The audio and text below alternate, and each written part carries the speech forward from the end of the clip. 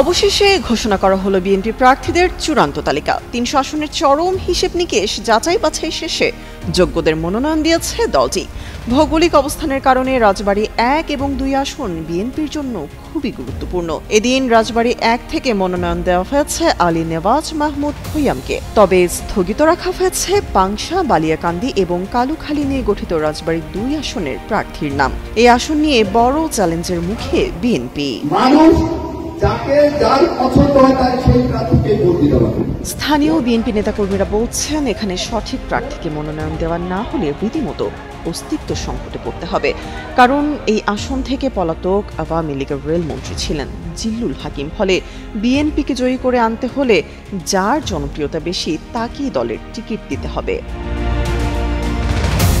রাজবাড়ী ২ থেকে এবার নির্বাচনী মাঠে আলোচনায় আছেন সাবেক সংসদ সদস্য নাসিরুল হক সাবু এবং জেলা বিএনপির সাবেক সাধারণ সম্পাদক হারুনুর রশিদ হারুন। তবে নাসিরুল হক সাবু শারীরিকভাবে বেশ অসুস্থ এবং বয়স বিবেচনায় বেশিরভাগ নেতাকর্মী বেছে নিতে চান তরুণ নেতা হারুনুর রশিদকে। মাঠ তৈরি হয়েছে একমাত্র দাবিদার আমাদের হারুনুর রশিদ হারুন ভাই।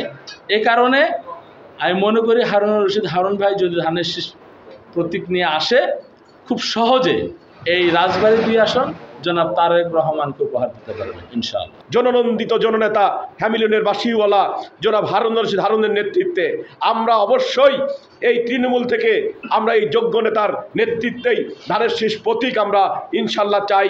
আমি হারুন ভাইকে দেখেছি মাঠে ময়দানে প্রত্যেকটা জায়গায় সাধারণ মানুষের মাঝে মিশে যায় এই জিয়া পরিবারের জন্য, ধানের শীষের জন্য প্রত্যেকটা জায়গা যাই ভোট চাইছে। আমার মনে হয় হারুনুর রশিদ হারুন সাহেব না থাকলে রাজবাড়ী জেলাতে বিএনপি বলে কিছু থাকতো না। জাতীয়তাবাদী যে শক্তি, এটা রাজবাড়ীতে হারুনুর রশিদ হারুন সাহেবই প্রতিষ্ঠিত করেছেন। স্থানীয় বিএনপি নেতাদের বক্তব্য, প্রতিহিংসা, চাঁদাবাজি, মারামারি থেকে দলকে রক্ষা করতে হলে হারুনকে প্রয়োজন। তা না হলে চরম নৈরাজ্য সৃষ্টি হতে পারে। রাজবাড়ী ২ আসনে ধান লাগিয়েছে হারুন সাহেব, এই ধানের ফসল ঘরে তুলবেনি হারুন সাহেব ইনশাল্লাহ। প্রত্যেকটা আন্দোলন সংগ্রাম এই হারুনুর রশিদ হারুন তার নেতৃত্বে এবং তার নির্দেশে আমরা কিন্তু এই আন্দোলন সংগ্রাম করেছি। এই হারুনুর রশিদ হারুন ভাই রাজবাড়ী ২ আসনে একক নেতৃত্বে সে কর্মসূচিগুলো পালন করেছে। এই আসনে বরাবরই প্রভাব বিস্তার করেছে বিএনপি প্রার্থী। ক্ষমতাচ্যুত আওয়ামী লীগের আমলে বিএনপি নেতাকর্মীদের মামলা হামলা দিয়ে দমিয়ে রাখা হয়েছে।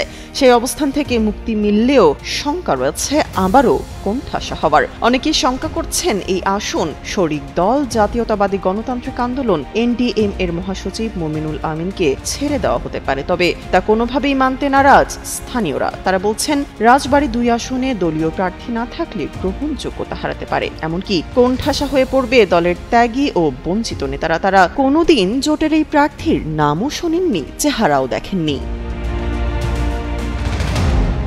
মাঠ পর্যায়ের নেতারা জানান, গত সরকারের আমলে বিপুল সন্ত্রাসী বাহিনী গড়ে তোলেন সাবেক রেলমন্ত্রী জিল্লুল হাকিম ও তার পুত্র মিতুল হাকিম। তাদের দেওয়া বিপুল অর্থ ও অস্ত্র আছে পলাতকদের কাছে। ভোটে বিএনপির শক্ত প্রার্থী না থাকলে ভোটে নৈরাজ্য, ভয়ভীতি, এমনকি ভোটার আসতে বাধা দেওয়ার মতো ঘটনা ঘটতে পারে। ফলে যে কোনো উপায়ে হারুনুর রশিদকে তারা দলীয় প্রার্থী হিসেবে চান, যেন ৩ উপজেলার মানুষ শান্তিতে থাকতে পারে। তামান্না তাবাসসুম, যুগান্তর নিউজ।